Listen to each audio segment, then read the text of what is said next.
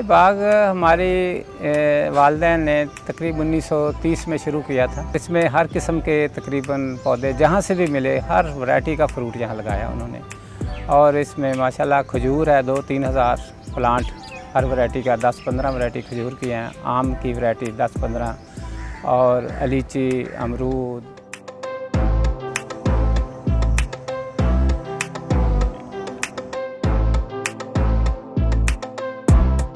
ये हमारा मौरूसी बाग है और उसके जो हमारी देखभाल हम तकरीबन 40 साल से हम इसको, जो मेरी एज मैंने होश संभाली है 40 साल, 60 साल मेरी उम्र हो गई है, 40 साल से हम बाग का काम कर रहे हैं। ज़्यादातर हमारा जो अब सिलसिला चल रहा है ना वो अमरूद और खजूर पे ही। बाकी क्योंकि पानी की शॉर्टेज है, हम टेल पे बैठे हुए हैं, टेल की वजह से पानी हमें बहुत थोड़ा आता है और उससे बाग हमारा बहुत सारा ज़ाया हो गया। दूसरा, यहाँ सारी कमर्शियल ज़मीनें हो गई हैं और इससे आबादी का प्रेशर बढ़ा और उससे भी हमारे जो सराउंडिंग्स थी जो सारी कवर अप हो गई हैं, एग्रीकल्चर रह नहीं गई, तो हमारे प्रॉब्लम ये ज़्यादा है। पानी की सोर्स का प्रॉब्लम है, ज़मीनी पानी हमारा ठीक नहीं, ट्यूबवेल हमारे बिल्कुल बेकार हैं।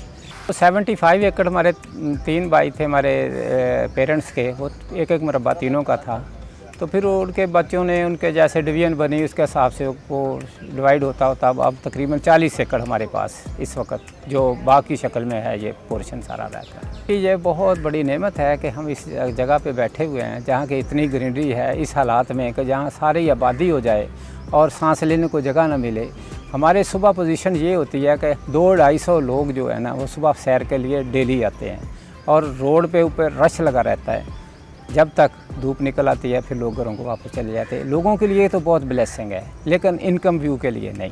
वो ठीक है, सैर करते हैं, हम उनको नहीं रोकते, क्योंकि माहौल ही ऐसा घुटन वाला माहौल है शहर में। वो आते हैं बाहर से वॉक करके चले जाते हैं।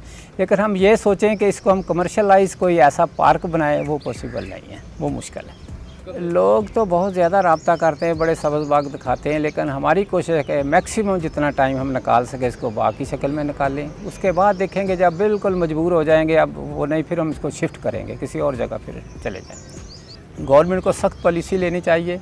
जो एग्रीकल्चर लैंड है इसको कम्प्लीटली उसको एग्रीकल्चर रहना चाहिए और ये डिपेंड इन्हीं चीज़ों, हमारी फर्टाइल ज़मीनें, एग्रीकल्चर जो कि पानी के सोर्स वाली ज़मीनें हैं, वो सारी आबादी में कन्वर्ट हो जाएंगी तो पीछे तो कुछ नहीं बचेगा ना। हम तो इसके बिल्कुल अगेंस्ट है।